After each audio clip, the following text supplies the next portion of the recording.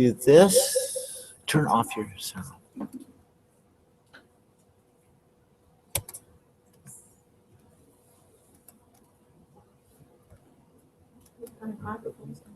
All right, so let me do a quick introduction.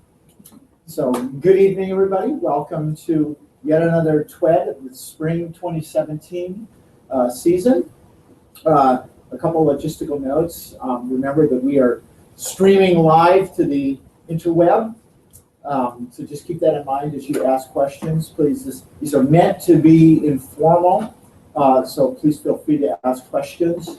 I'm sure Nidhi is related to the presentation. Well, related to the presentation. Yeah. We try to avoid politics and religion and politics in these talks. And pizza. Please follow the links to signing up for lightning talks. Some of you have already signed up. As you know, it's a lot of fun. And I think everybody here has done a TWed lightning talk. Right? Has anybody not done a TWed lightning talk? You have not? I haven't. You might as well. You might as well. It's only for 2 minutes. Yeah, that's right. 2 minutes. Easy peasy. All right. So we're very happy to have Nidhi Rastogi once again back in the driver's seat for TWed. Nidhi has over the past couple cycles has been updating us on her research in information centrality to find anomalies, and she promises she's got new stuff to share with us tonight, so we're really looking forward to it. So without further ado, Nidhi, take it away. Hello everyone, thanks for coming to my talk again.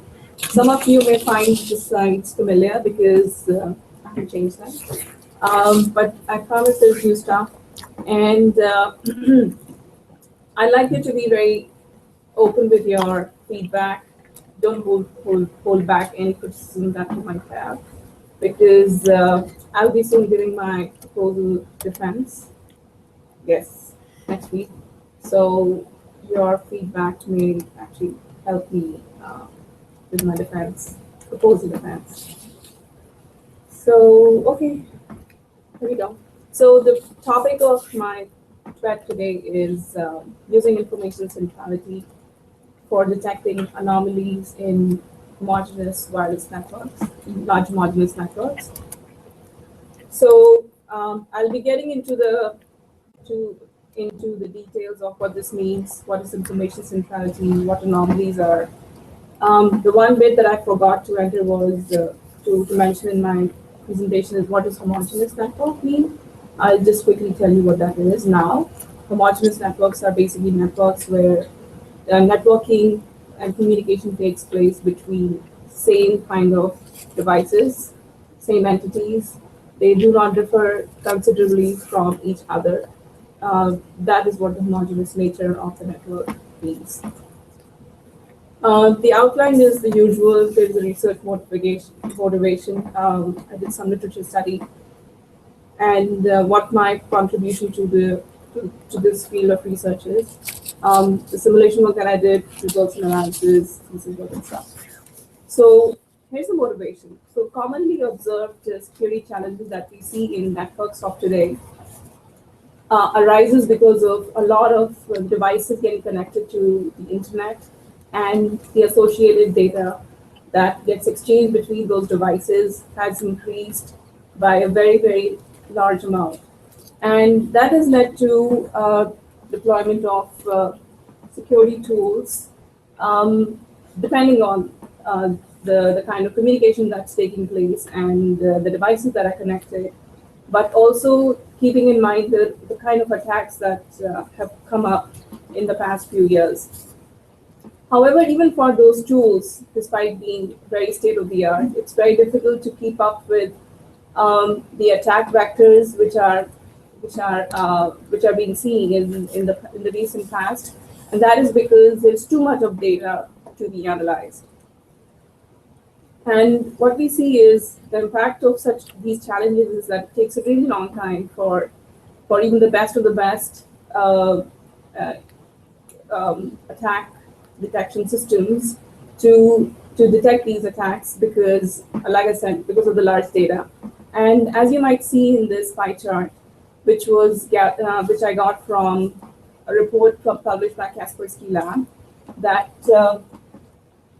this very, very small percentage, this very small slice of the pie, like 8.19% of the attacks are detected instantly, and only 14.19% of attacks are detected within a few hours. This information was gathered from over 4,000 businesses across the world, which use Kaspersky Labs services and are of all sizes, small size businesses to large size businesses. And these attack vectors are also of all kinds, not just a denial of service or a virus attack. These are of all kinds. But what we need to pay our attention, we need to focus is that 56% of the attacks either go undetected or are detected several weeks after the attack is taking place. So the new direction that my research proposes is that keeping in mind that the amount of data exchange, the information exchange between devices has increased so much, which has led to increased computation time by the intrusion detection tools, and henceforth it's also taking a long time to analyze that data by those tools.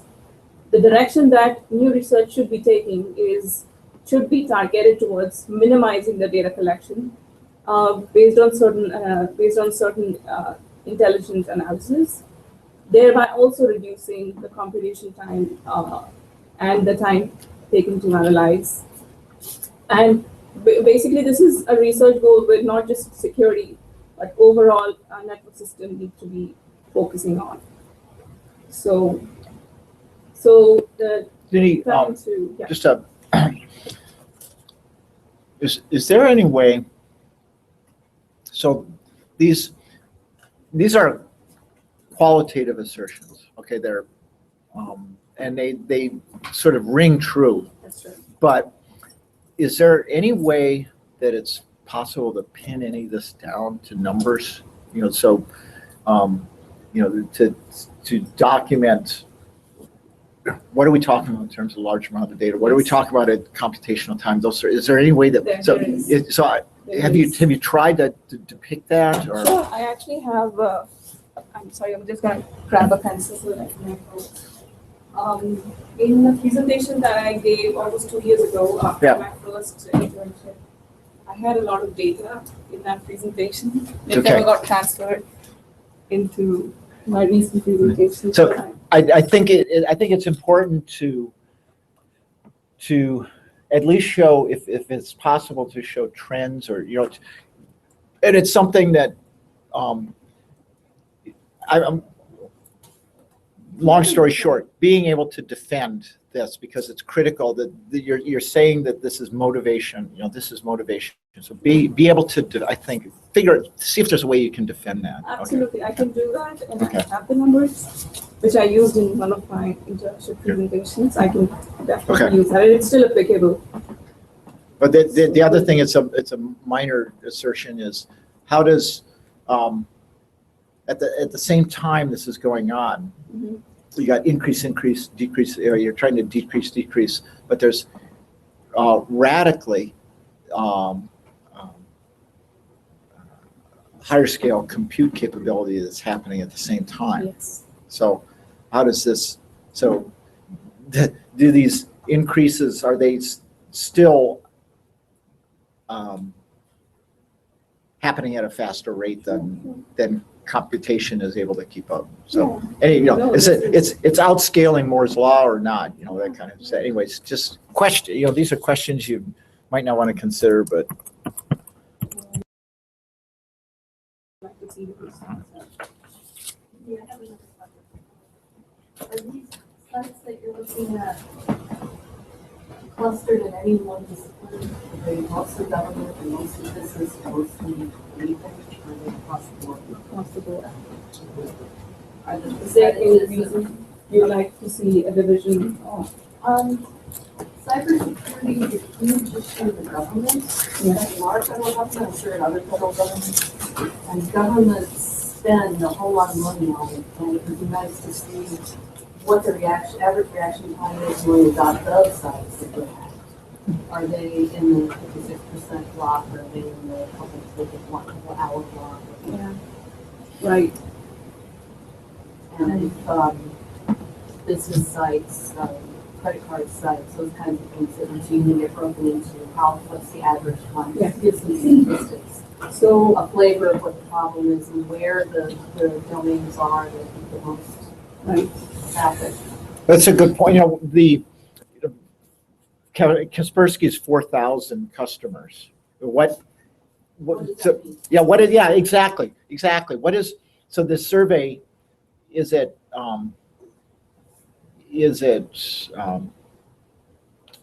so what does that mean in terms of what's actually being attacked? And how does it map on, so the actual problem that you're looking at is these sort of homogeneous, things, which you'll get to. But when you're talking about this, what is the world that this survey is about? Yeah. You should probably want to keep cranking. So I remember reading this report. It's available online. It's not like a PDF, it's just a web page. There's not too much to read in case you're really interested. So from what I remember, this did include businesses of all sizes as well as government contracts that Kaspersky has, as well as private or publicly owned businesses. So it included all of those. So another statistic that might, if you can find it, which might be interesting is are there any statistics on the increase in zero-day attacks? Yeah. Because 0 days are essentially what we're talking about here as the most risky, the ones where there's no warning at all. Yeah. So can if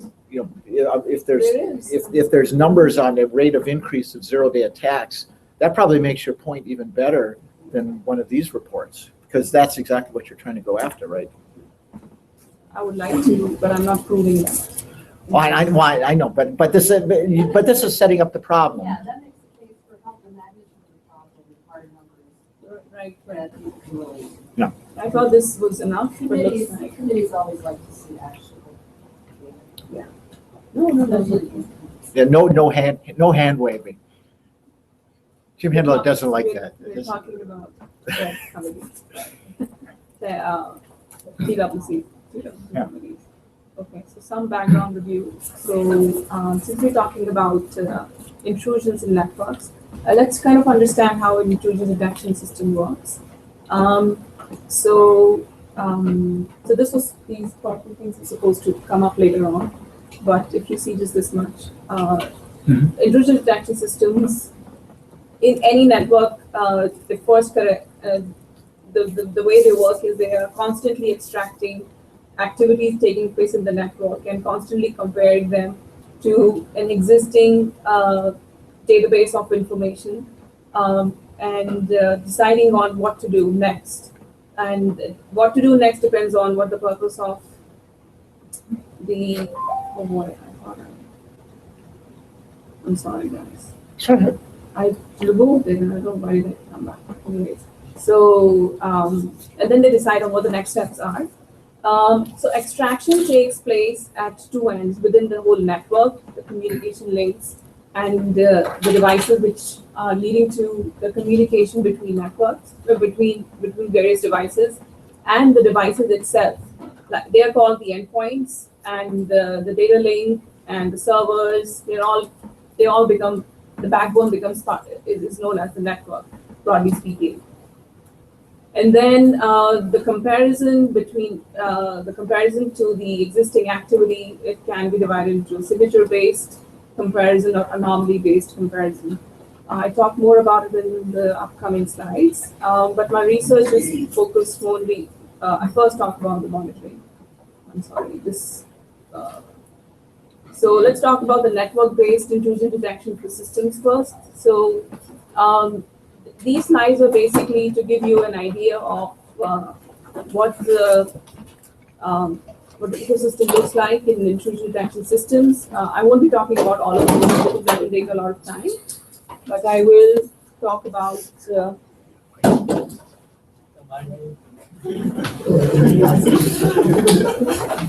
I'll talk about the pieces that are more specific to my research. So network intrusion detection systems, they're managed either by a centralized system or a decentralized system. My research focuses more on the centralized management of network intrusion systems, and it is network based. Why did you choose centralized over decentralized? Because delving into decentralized management system would basically require me to do some different kind of research, and the one that I'm catering to is originally meant for centralized, but there is more work which can be done to make it decentralized, like making it cloud-based, a hybrid cloud-based, or having multiple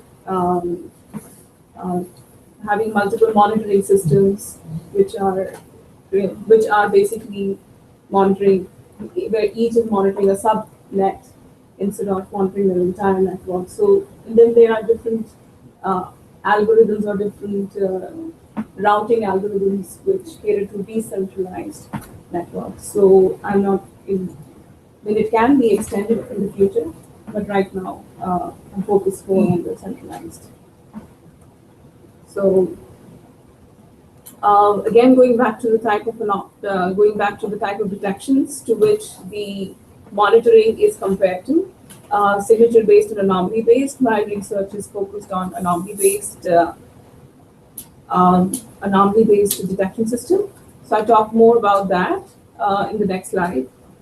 So this is the process of a generic anomaly-based detection system, intrusion detection system, wherein a baseline behavior of a network is established. And this is very, very specific to every network. Every network has its own baseline behavior, and this is also known as the ground truth, where there hasn't been any attacks and the systems are acting normally. So with time, more and more data is collected about those systems, and any deviation at any given point is basically measured when a comparison is made with the baseline behavior of the network. If there is, you have a question? Yeah. How do you know that the baseline behavior doesn't include any intrusion like it has? So there are various ways. Initially, when a network is set up and a detection system is introduced, in the beginning, I don't know exactly how it is done, so I can just tell you what I've read. I think in the beginning, it is kind of assumed that there is no attack happening in the network, and probably with time, they kind of gathered that whether there was at that given time an intrusion taking place or not, but that happens with time. If was there an attack at a given time or not? So let's say at time t1, let's say the network just came up for the very first time. An assumption that there is no attack happening won't be a very smart assumption. But the network behavior is anyways captured, with time. And then if there was no attack detected at that time, it kind of is, there's an assumption which is way back. That was the ground truth of our network. However, that ground truth doesn't remain forever.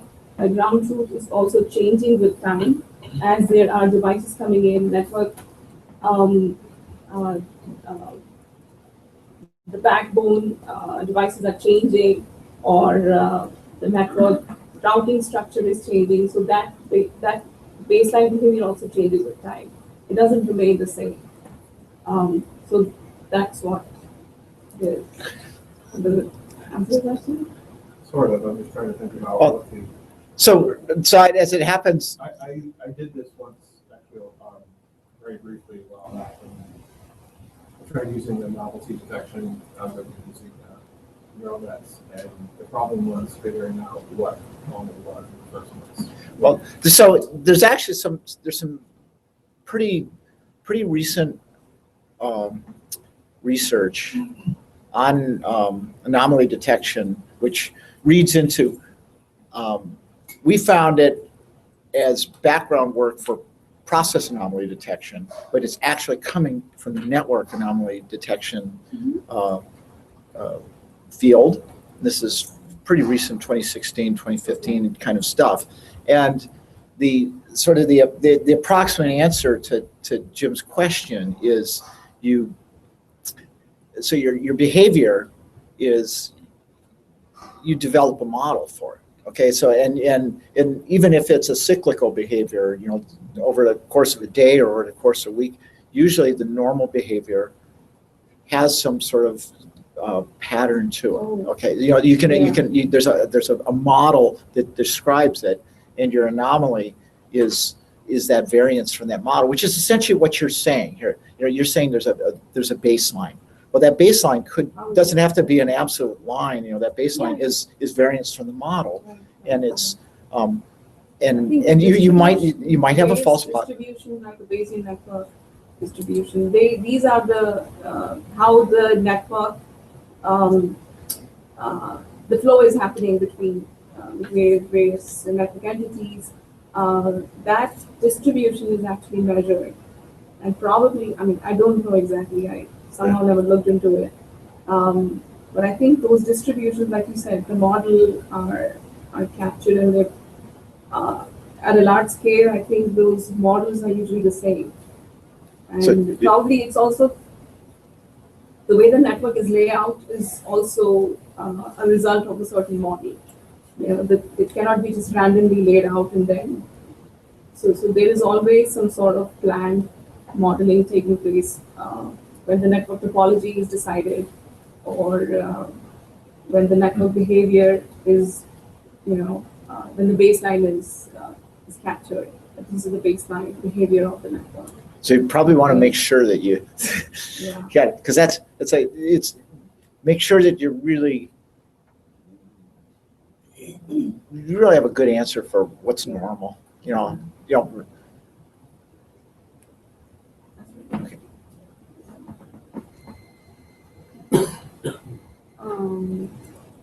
Yeah, so when there's a constant, there is a periodic comparison which is made between the data which is collected from the network, and comparisons are made with the baseline behavior. And if there is any deviation, the anomaly detector can issue an alarm, and then basically next steps are taken based on what the deviation looks like. And anomaly detectors, how are they measured is based on the false positives and the false negatives, which are type 1 and type 2 errors in statistics, which basically will tell you if the attack is flagged by the anomaly detector when the data is clean, or when the attack was missed if it is lying within the normal bounds. So anomaly detectors are also of different kinds, and they use different techniques.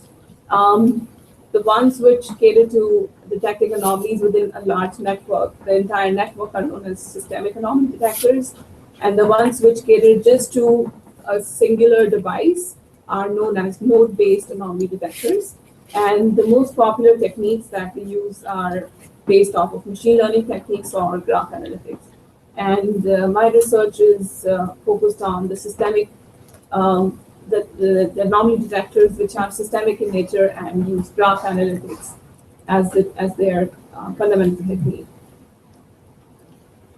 So why did I choose graph-based anomaly detection over machine learning? While machine learning is such a popular tool to create anomaly detectors, is because of these advantages which graph-based anomaly detectors offer. And I also wanted to explore an area which has not been used so much for networks, for communication networks per se, not specifically, not really social networks. So graph-based anomaly detectors, they provide a context which is sometimes missing in if you're looking just at numbers and values, which is what machine learning techniques usually provide. And they're also relational in nature of the problem domain. since the way graph analytics looks at anomaly is more than just being a metric. And also it is easier using graph-based anomaly detectors. It's easier to keep up with the changing nature of an anomaly because the definition of anomaly may change with the behavior of the network changing and the users dropping in or coming in, dropping out or dropping in into the network, or the devices dropping in and dropping out. And there could be new definitions of anomalies and normal activities within that network. Given all these advantages, my research focused more on the graph-based detection. So this is just going back to the same slide again, that this is the research goal that I'm taking. It focuses on reducing data collection, and which eventually leads to reducing computation time and hence analysis time.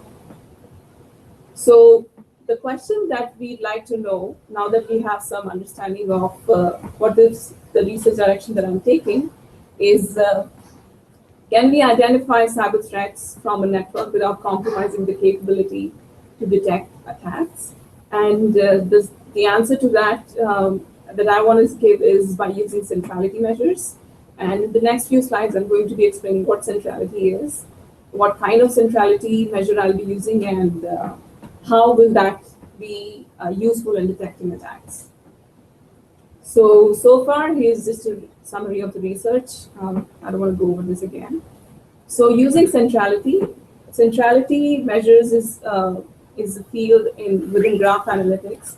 And it comes in various flavors like degree centrality, closeness centrality, and but the one which is most applicable to communication networks is called information centrality, and that is because it calculates the flow of information between different entities in a graph, and identifies central nodes or nodes which are the most important or the most important nodes in a graph based on their location and connectivity with other nodes.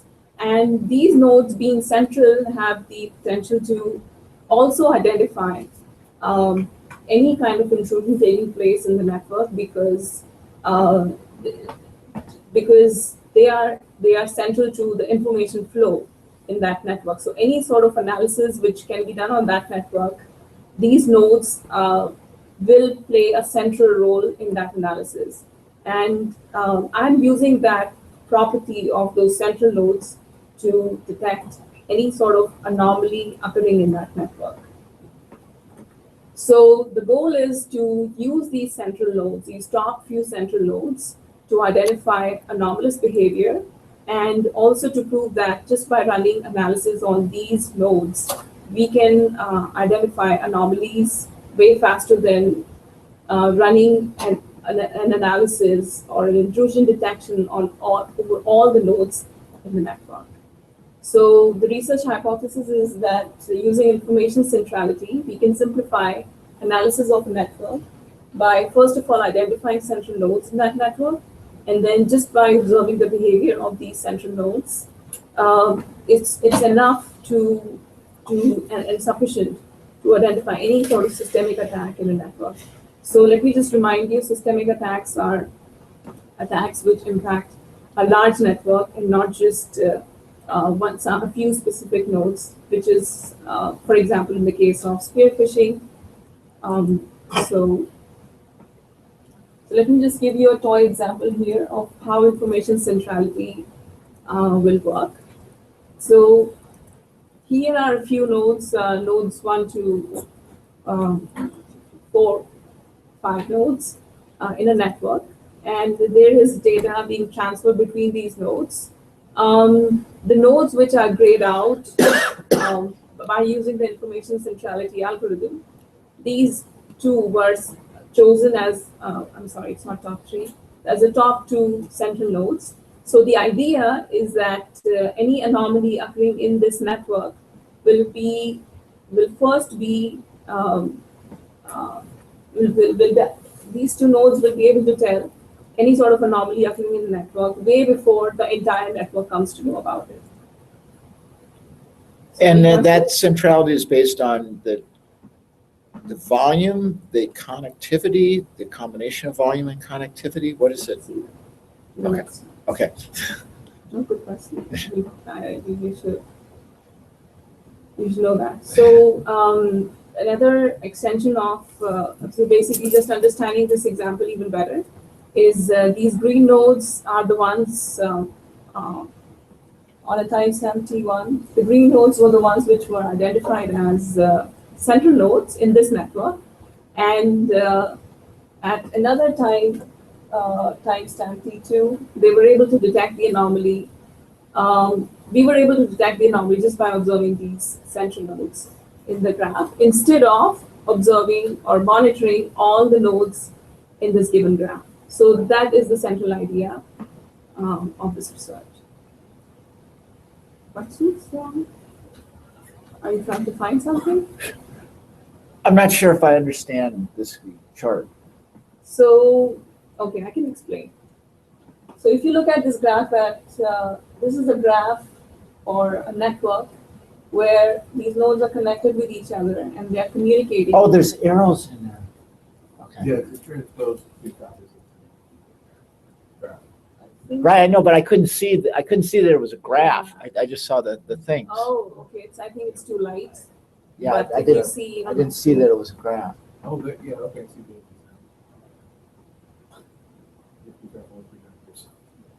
Yeah, do you see these arrows? So this node and this node, they are communicating with each other, and I'll probably change the colors. So the 40 megabyte, 145 megabyte, that's the volume. Yeah, the volume of the traffic which is getting communicated between these two nodes. And not the, The ones they call a central node, right? So the vector and the volume. No, I will tell you in the next few slides Oh. how am I calculating central nodes. Okay. So this is just an example which shows you that in a given graph, there are nodes which are communicating with each other, but the ones which are green in color have been identified using the information centrality algorithm as central. And just by observing those green central nodes, we can identify an anomaly occurring in the network, in the large network, before, running the analysis over all the nodes in the graph. So to put this into more concrete terms, this is like focusing on monitoring or observing the web servers and not the desktops. I mean, obviously it's more dynamic than that, but in terms of So that is, I guess, that example is, I guess, based more on the function of the. right. Well, I'm just saying what the you're sort of the upshot. So if you were to actually look at a network that is in practice happening, well, let me see what you do.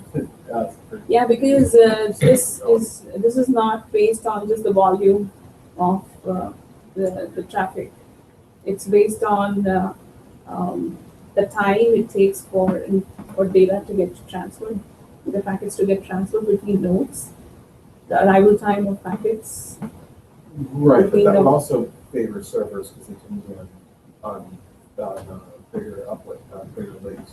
Exactly. but you could, so there's another way to think of this, which probably is closer to where, think about like a mesh network, okay? You construct an arbitrary mesh network. Yeah. There's going to be nodes in that mesh network which are more central than other nodes in that network. And the hypothesis is if you focus on those, you're going to very efficiently learn about what's going on. Okay, it's sort of they're hubs. It's Bose-Einstein condensate, kind of stuff. Hubs are again based on volume, Right. isn't it? Well, a hub is that's kind of loosely defined. Anything Are that they- is It's a node that is connecting other important nodes.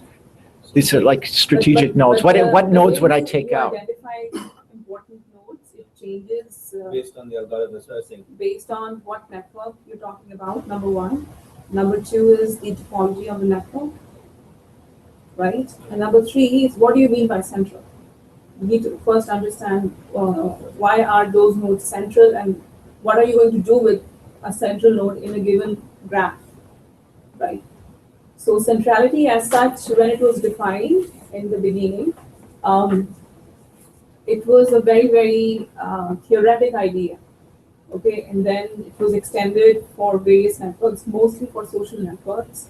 But the application and how it is used keeps changing. There are so many, like there are 30 centralities now, but the main centralities still remain the same, and they keep changing with time. It's been like 40, 50 years since centrality came about in the beginning.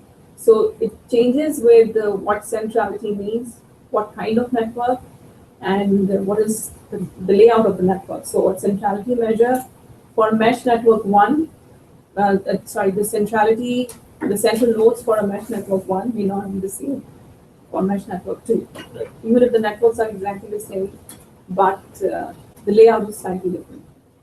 I'm guessing like John's question or the comment would be answered a little better once we get to the mathematical definition of information centrality. Yeah.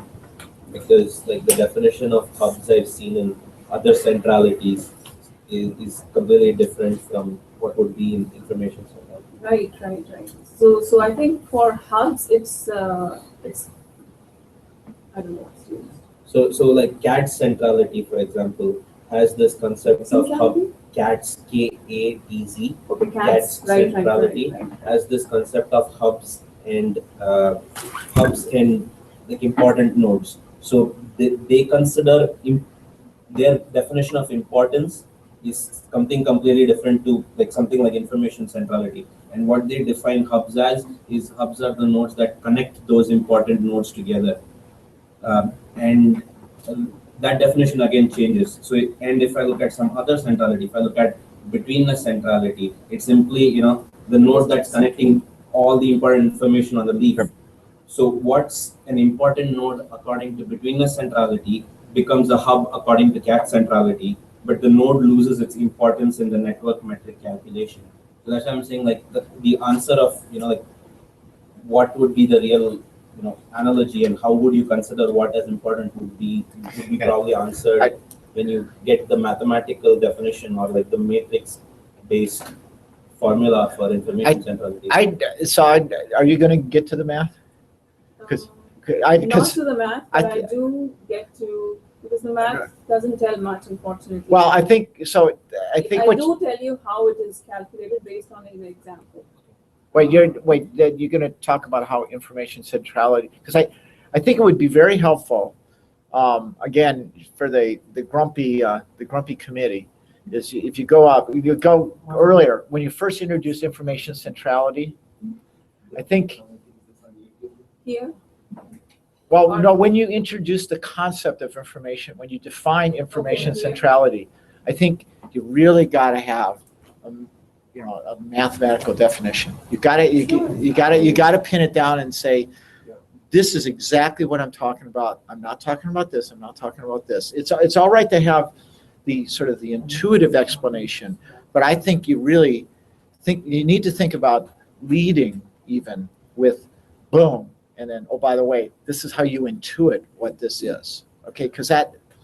So the thing is that, I mean, at least for someone people who are somewhat knowledgeable with graph theory, they're familiar with centrality, but they're also familiar with how broadly it is. Right. I think that up front, if I'm trying to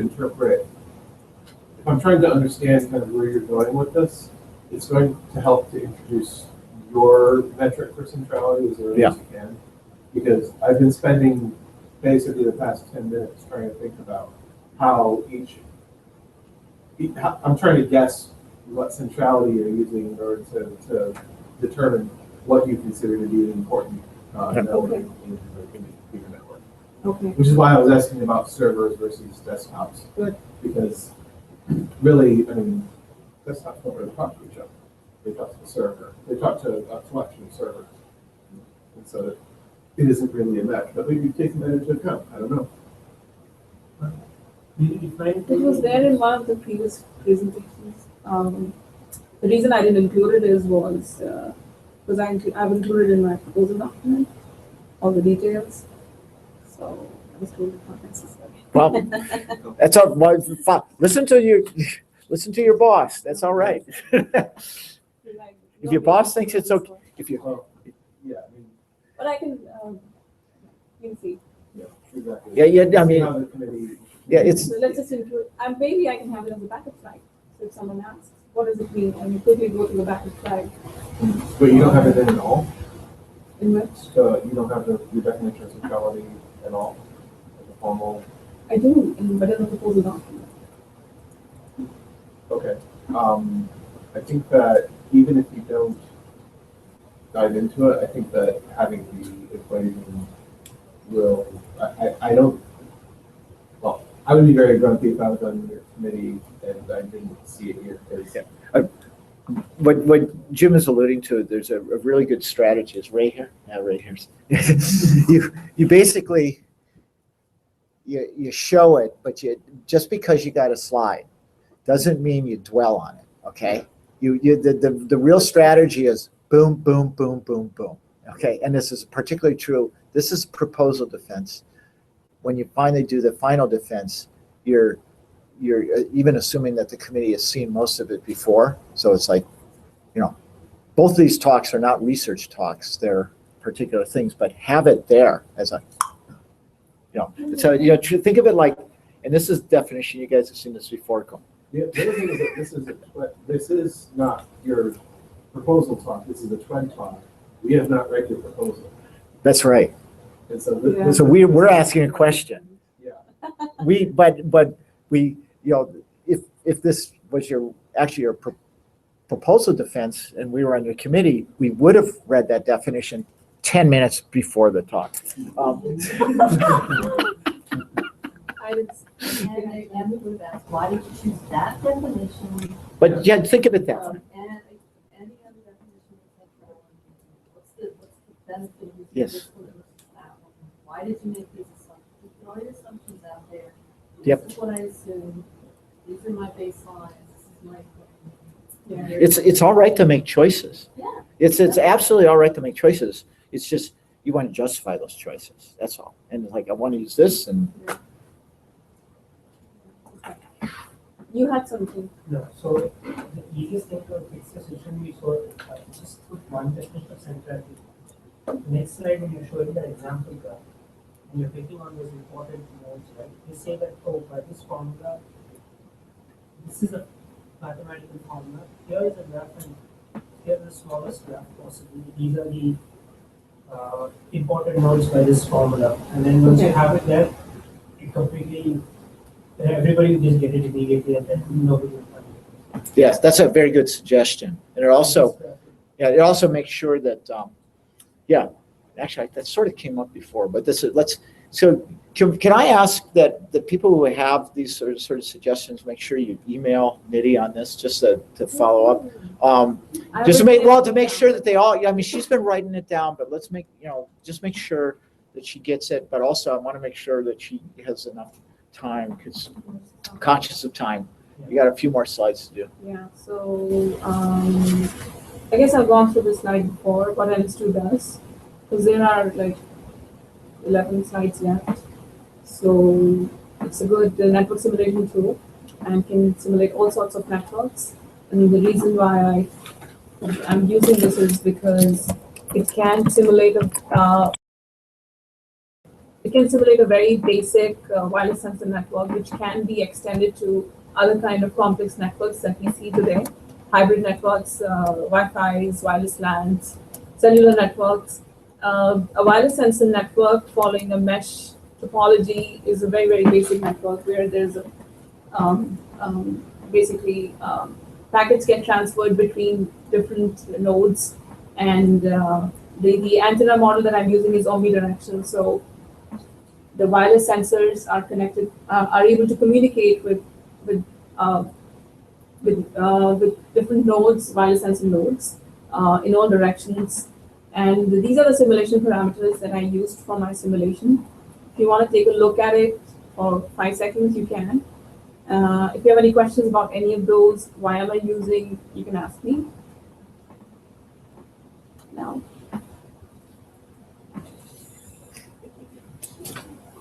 I've gone through this like so many times. So yes, one overall suggestion is to provide bigger setup when people see how the work is, because a little bit overwhelming to me. Personal efforts are big. And you feel know big pictures. I'm thinking, how would I improve? Well, yeah, this is a set of parameters that's configuring the thing. Are you looking for like a depiction of the No, like the network? Like Or the pictures. table? No, like a pictures. You have like wireless sensor networks, and then there's another picture of nodes, and then how they are related with each other, because parameters should be having a relationship. I think that's kind of just to give a picture kind of thing impression to people when people first listen to it. So Some of those have themselves more of a sort of graphical representation, others will do a basic network graph. You can label some of these things, and put little parameters out to the solid. But really, like transmission areas, 200 wouldn't lend itself to the graph, but it would be nice to lend itself. All right. Is there, so is part of the simulation how they're interconnected? Or how are they, so it's 200 nodes, but what's the nature of their relationship to each other, the interconnection? Is it? It's random because it's about mesh network, a wireless mesh network. So the layout is randomly decided, and I basically created a Python code to find the X and Y coordinates based on the transmission area, Okay. so that they all remain within the transmission area, from 0 to 200 on the X coordinate and 0 to 200 on the Y coordinate. So you've got like a 200 by 200 grid, and you've got 200 nodes spread throughout that thing, and there's some kind of connection that's interconnection between them, some kind of networking between them that's random. So what do you mean by some kind of networking? These are wireless networks, so they, as long as they're within the range Oh, I see. of each Okay, other, right. which is dependent on the antenna model and the strength of the antenna, they can communicate. Otherwise, even if they are like 10 meters apart or 10 kilometers apart from each other, if the antenna strength is not covering that range, won't be able to communicate. So Okay. Are you assuming a uniform placement on these two? these are randomly generated. Yeah. And how do you generate solutions? I used a Python code and it was all random. The X and Y coordinates were created randomly. Okay. I'm moving on to the next slide. Unless you have questions, I'll stop, but maybe we can revisit it separately. So the simulation process was is as follows. I generated these various 200 nodes randomly placed in 200 by 200 grid, and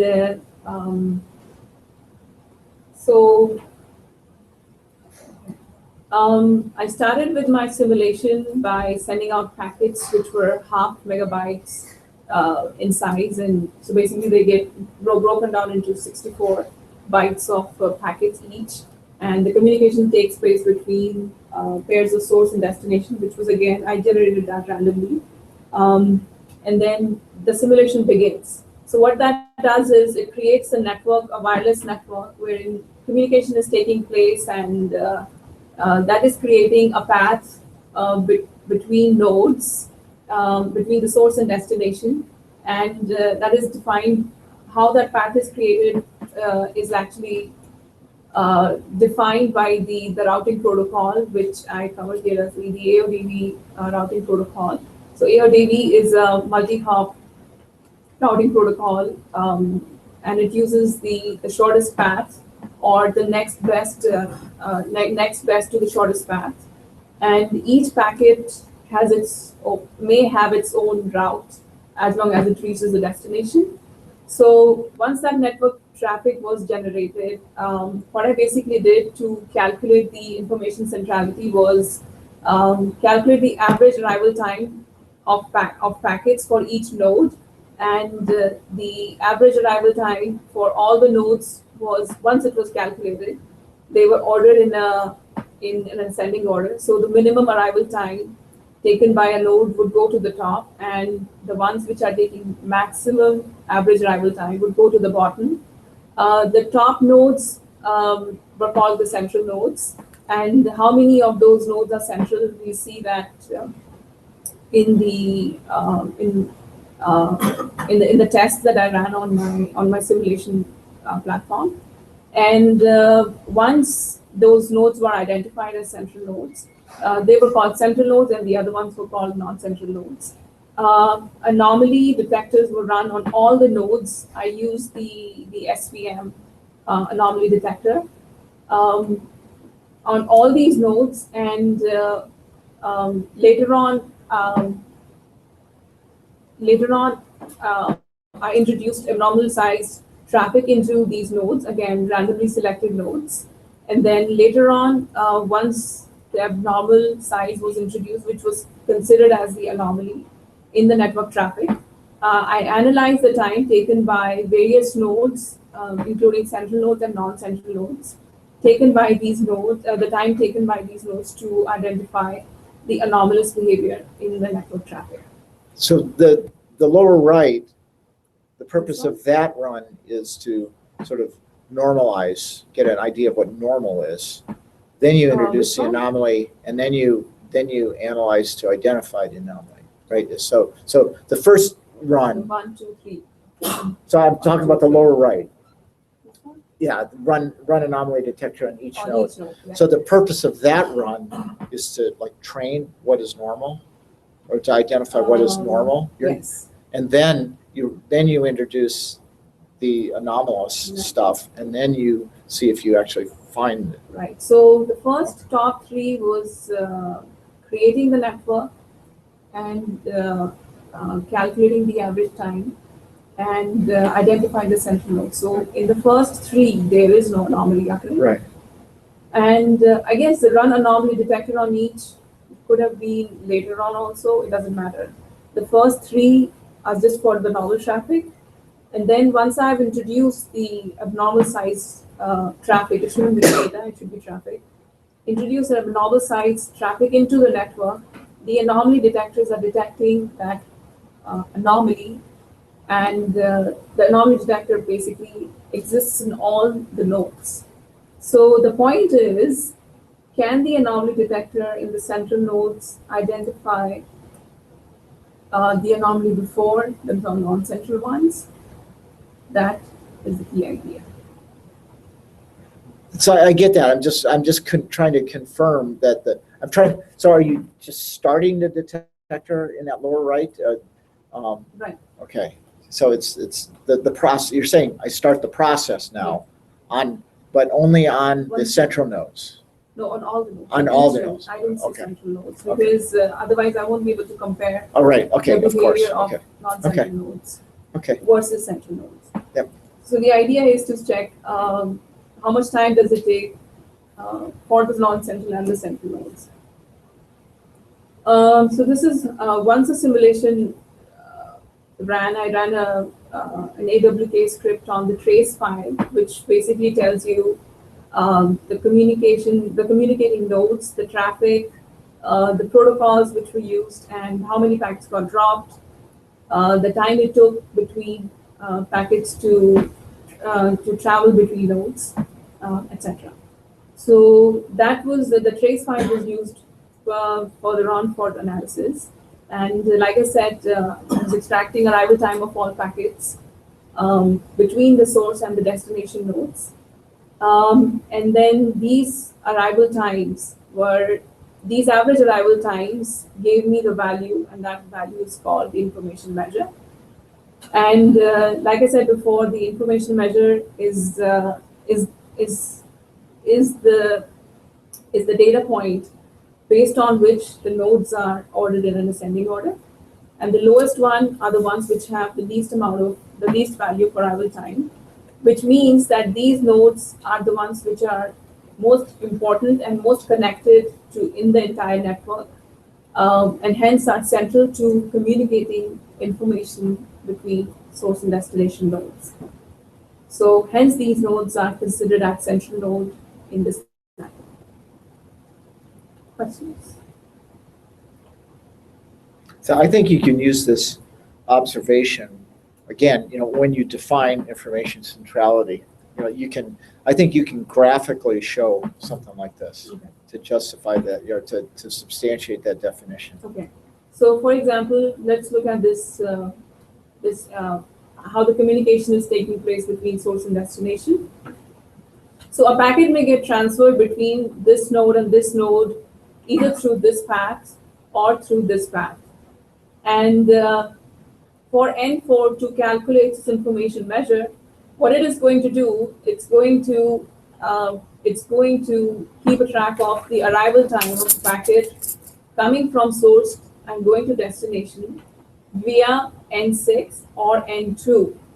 And it basically keeps a track of all these packets and the arrival time of these packets and calculates the average packet arrival time for all the packets that is being transferred through N4. And that calculates the information measure of N4.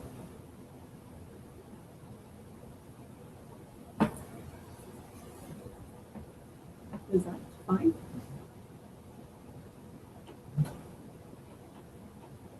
Okay.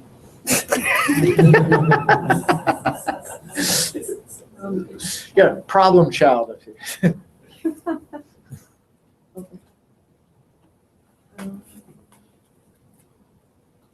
This is the anomaly detection algorithm.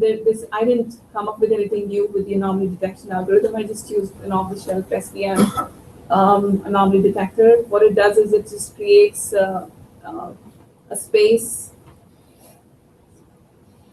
Yeah, it creates a feature space wherein you can tell what data is considered, the data which is close to. So the feature space has a lot of data in it, and within that space you can tell which ones are outliers and which ones are not. So this is the purpose of SVM. It's a very popular and simple to use detection algorithm, and I use this detection algorithms on all my nodes. Okay, so the first test that I ran was, like I said before, a 0.5 megabyte of traffic was introduced into the network when the network simulation began, and later on when the anomaly was introduced over here, introduced abnormal size data, actually it's traffic. First I introduced 10 megabytes of data into the network, and this is just some parameters of my simulation. So the normal traffic ran up to the first 80 seconds, and then from 80 to 900 seconds, the anomaly was introduced and measured. Anomaly originally originated from 5% of the nodes. Again, these were randomly selected from the 200 nodes. And the central nodes, which are basically the ones which have the least value of arrival time, average arrival time in the network. The top 20% and 15% were taken into account, and those central nodes are monitored to see how quickly can they identify an anomalous behavior in the network. And later on, I compared the detection time of the detection time taken by the central and the non-central nodes and compare them. So in the analysis, if for the 10 megabytes traffic which was introduced, the graph to the left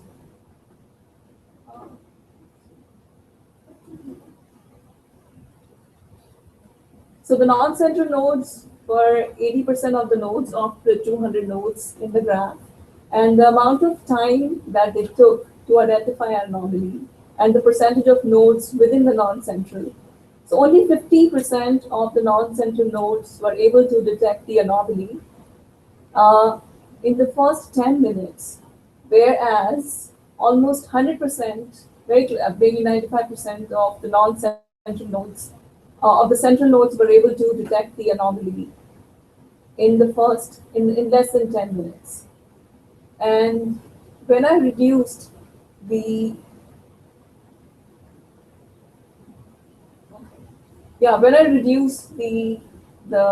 number of the central nodes and increase the number of non-central nodes, more of them were able to detect the anomaly in shorter time. However, still 95% of central nodes were able to detect the anomalous behavior of the traffic within the time frame of the simulation. So this basically proves that centrality, information centrality, is a very useful way of analyzing network traffic as well as anomalous occurrences in the network. So I think this is really important for my work. If anybody has any questions, yeah. So for the central nodes, we get 2%. So for those the range of percentages. So you said, yeah, 15%, 30%. It's not percentage, that's the number of nodes. Oh, the number. Come again? 30% is 40 so- nodes. Yeah. 15% Out is of the 30 nodes. 200 nodes, total Oh, so nodes. you're showing the percentage of that number. Yeah. Yeah, because so this nodes is 100% of the 40 nodes, 95% of the 40 nodes. Do you see here? Yeah. So 95% of the 40 nodes, and this is 50% of the 160 nodes. Oh, it's not the total. And You those are understand? the percentage that detected the anomaly. Yeah. If you So- want, I can increase. So yeah, that's a little confusing that these are percentages of, these aren't percentages of the 200, these are percentages of Because, non-central. if I were to give you any chart of 200 nodes, it wouldn't tell you much, except that the anomaly was detected in this much time. But the point is to compare between the usefulness of central nodes versus the Right. non-central nodes, because the non-central nodes are regular nodes. So I have a question in this. So how do you choose? So you are limiting in both cases the number of central nodes that is choosing, right? Isn't there like an optimum number, and is there a way to find it? Yeah, so that's why I kept the range between 15 and 20%. I could have given you graphs for 10% or, you know. Like, is there like when you run the algorithm, does it say, oh, 12% for this graph is the optimum number of central nodes? So out of 200, it's only going to say there are 15 central nodes, or 24 central, whatever. Yeah, I'm sorry. But So you're saying that, is there an optimal number for a for given a graph? network, yeah, for in the information centrality algorithm, do you always have to put in a metric or a parameter that says, oh, these are the number of central nodes I want, and it works accordingly, or does it automatically choose a number? Is it able to do that? It's It not will, able. so centrality is a relative term. The top central node, and there is a bottom central node. 200 nodes is also central, but it is not valuable. So out of it, if you want your results to get very close to 95% or 100%, 20% was giving me a very high percentage. There's no sort of tuning. So like when you do clustering, the k value that you select, you can tune it based on something to find the optimum number of clusters that you need, right? So that's the kind of thing I was trying to like, is there some sort of tuning you can do, or do you just have to run it on very many numbers and then settle on 20% Yeah, based on your I did not do experience? any tuning. Hmm. However, when I was checking the range between, first I was picking only 5%, and then I moved on to 10%, then 15, and then 20. So I was getting better results with these two percentages and in between. anything more than 20% was giving me Okay, so better it went down after that. advantage. So it didn't go down, it wasn't giving me any better Okay, so advantage over any 20%. So what does that tell you that only 8 out of the 40 nodes is what it takes to, does that imply anything about how many nodes, central nodes it takes to actually detect? Yeah, I have the number You here. have, right, but so if you're running a network and you have 40 central nodes and you only really need 8 of them. Mhm. So those 8 would mean that I choose from a network of size 200 only 5%. What does that, Four. what does that imply when you're designing a network? You mean to say the number of when you're choosing any number of central nodes, what does it imply about the network? Yeah, what does it imply about? redundant. Yeah, how much redundancy can you actually, that should we expect and build in? If you don't get any more efficiency, if, when you get to the 9th central node, your reaction time is going to be better. What does that tell you about, what kinds of things would you recommend if you're designing a network and you've got 40 nodes that it really only takes 8 of them to understand the business?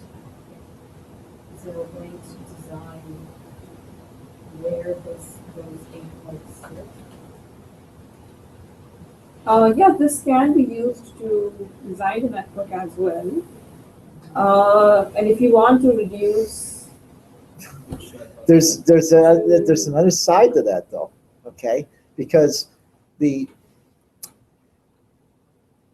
I was going to attack a network, what nodes am I going to take out? You know, I'm going to take out those nodes, okay? And the other thing is, if I try to be strategic and space out those nodes, I'm doing a QWERTY. It's the QWERTY design for a network. It's like, how do I, but also, if I somehow change that positioning of that network, that it's probably going to create there's a new set of central nodes because the network's going to anneal. Yeah. So, Amar. I still don't know what to say because I was asked this question yesterday. I want to think about it, especially from what he said that if someone comes to know about the central nodes and they just target those. I don't know what to answer right now. Well, from the detection perspective, doesn't that just make your job easier if someone's attacking the central node and It's like, yeah. Well, so that's a yeah. So that thought went through. So so it's kind of let's say both sides, both the adversary and the friendly knows the central nodes. Okay, an adversary might want to take out those nodes. But if I'm monitoring those nodes, you just made my job easier. You've gift wrapped it. You would, like, if you want to be undetected while they're attacking, you would want to attack the most obscure nodes so that you're least noticeable. But the anomaly but the thing then that how would an attacker know how many central nodes are there? Is there 5 or are there 10? So that if there's an insider attacker, well then they'll know so a lot of the things. there's another thing to take into consideration is not by your methodology for determining centrality, the information centrality. It's based on the propagation of a message. So it's kind of a non-trivial definition of that, and it's also it's going to change by there's going to be perturbations in the system. If the traffic changes, that's true. The traffic changes, and if this is a dynamic network, then the values change for sure. So you would, an interesting thought experiment would be, you run this, and then you could take out those, if you took out those 40 nodes, just drop those from the simulation, kept everything else the same, what would happen? Okay, so first of all, you probably What have a would new happen set of, is you have a set new, of central nodes, new set of central nodes, the connectivity would still be there, it would just be different. You'd probably, so there'd be an interesting thing, do you get the same curve? The other question I had, so when you set up when you set up your simulations, you said, it won't get the same curve, first of all. It is not possible to get the same curve. well, because let me ask the time- question and make sure you're answering the same question. So you said there's 100 simulations, right? Are those 100 simulations with different settings, Yes. different positioning? Some settings were different, not all settings. So what was different 100, was. but positioning of the nodes. No, that did not change. I cannot change Oh. that. I will not change that. What is changing is only the pairs of source and destination. Oh, okay. I will not change. So the 100 location. different sets of those. Yeah. Okay. Okay. You get the point? Because if I'm changing the location, then the network will change, isn't it? The distance between. Backup networks, backup machines and mirroring, it's not a dynamic. There's dynamic nature to it, that the first 40 that you identified would be a different set of 40 next time the process runs. If the nodes have not changed and if the network behavior is still the same, which means that same nodes are communicating with each other with the same frequency and to the same nodes, then it won't change. But if the location of the nodes has changed and the behavior of the network has changed, as in they're communicating with it, well, that won't be, the second point won't make any difference. But if the location is changing, then the central nodes will also change. So I'm exploring that in my further work, beyond the proposal. If the nodes are dynamic and the location That's changes, a more interesting problem. then the centrality, how the centrality changes, the information centrality changes. So I'm exploring that for my future. There's a follow-up to Ray's question earlier. You can depict this, okay? This is a 200 by 200 grid with 200 nodes scattered, and there's a way graphically in that space to depict this traffic that shows sort of visually why these nodes, why these 40 nodes are more central than the other nodes. Okay, there is a way to depict that. I don't know exactly what it is. I sort of am looking. I'm thinking because there is some metric that determines this information centrality. So some are more. So there's coloring that's happening, and there's fat lines interconnecting things and stuff. But you can show that. There's a way, and I suggest you try to figure out how you show that to just make a picture in people's mind. I have tried. So the papers which have introduced information centrality are the only papers. I'm just telling you what I've found so far. Yeah. I'm not trying to define everything. Right. So the papers which have introduced centrality, and there is no other paper which has used centrality in the communication network. Mm-hmm. There is no other paper at all. And that's that. Social networking graphics. They behave differently and besides, I'm using information as a metric to identify central nodes, not just who is connected to who. Here, data plays an important role because it's the arrival time is deciding. You can do this. What you do, it's like a force-directed graph where the tightness or if you think about that, how you're ranking based on the arrival time, the ones that are closer, the ones that are further, you got this thing where your central nodes are all clumped together and the others are kind of spaced out. Well, you can, yes, that's there, but that tightness thing. It will give you some indication, but it will not give you. Looking at a graph, one can tell which nodes are important and which ones are not, given any centrality. No. It's the reverse. I'm saying you figure it out and then depict it using, Just you know, visualizing graphically, the your depiction is based on your calculation. It's not the other way around. I'm not saying graph it to figure it out. I'm saying do your calculations, okay? Do all that stuff, and then depict it based on that to show your result. What I'm trying to suggest is how can you, ways to visualize it based on your results that visualize your results to make it I easier. see what you're saying. Right. You're saying that what my results are in the graph, the simulation that I ran. But just Even basically- before that, so if you go back to that six node thing, okay? Okay, when you show down, no, the other way, no, the thing with the blue squares, okay? Okay, Here? Right,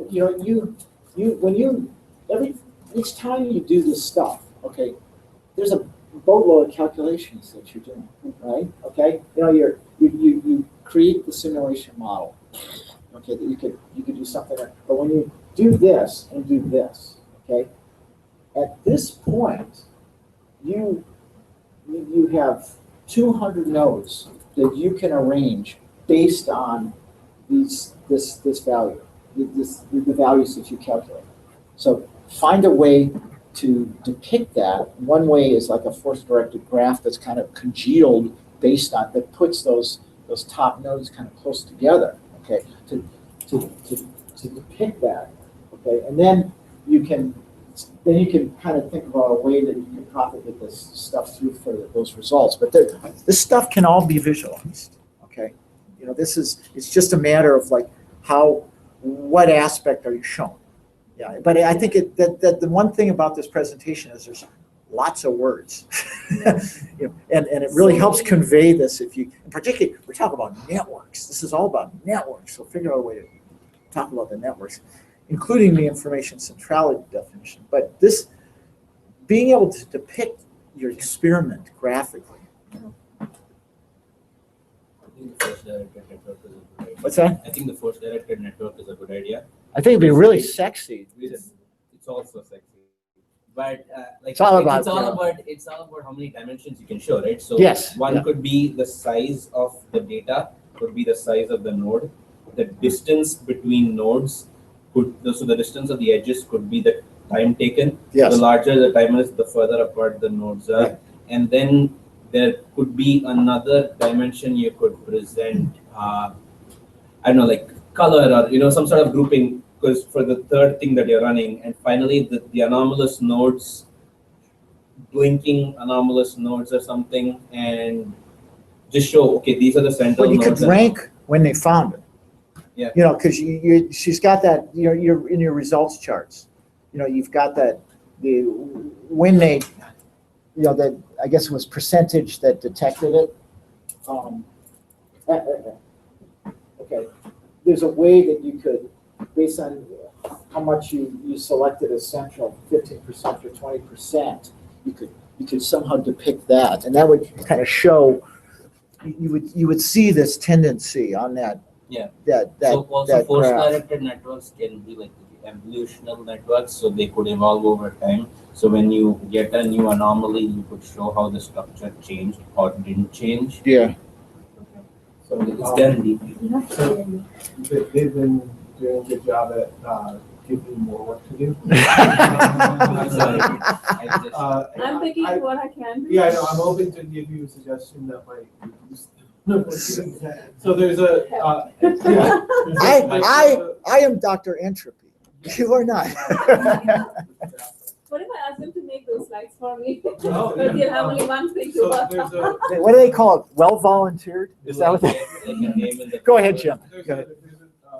tool called Cytoscape that does a lot of graph analysis. Okay. It has a number of extensions for layout, for analysis, and there's some layout algorithms that use centrality.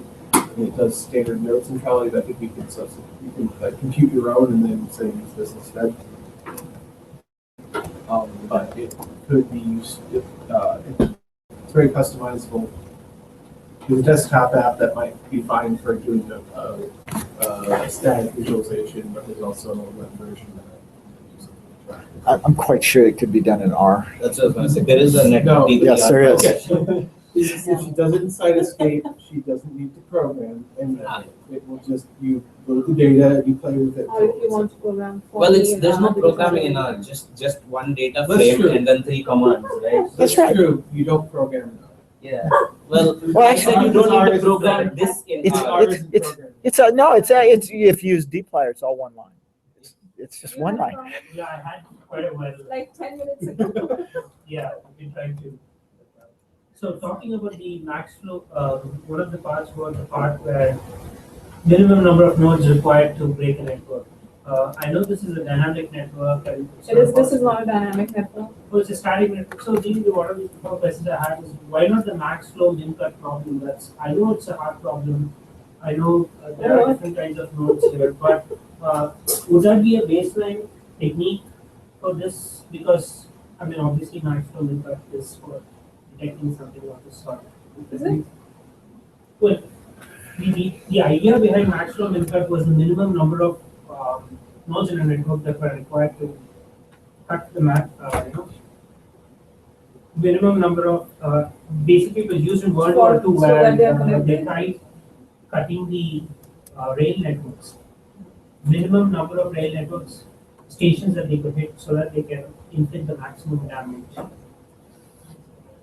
But isn't, oh, so it's about what? It's about flow, but it's still and what some people have done is use this in terms along with Nash equilibrium, basic Nash equilibrium situations where they expect, or if some part is broken, they expect the others to act cooperate together and do this. So I will look into that.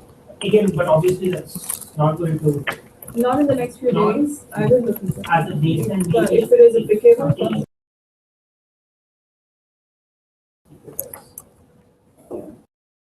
saying that okay, well here is one existing technique and here is why my stuff does better.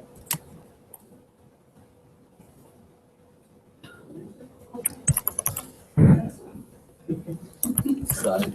It's the last question, not a question. You named it after yourself. I saw needs up there. I can't help it. Don't This say is- it's this is, accidental. It is. It is accidental. But not. Not. So why don't we wrap it up? Was that It it? is, yeah. So let's thank Nidhi. There was more anomalies were generated with similar graphs. So, but more importantly, thank you so much for your feedback. Who's on your committee? So, One second, I'm yeah, let me, gonna turn this off.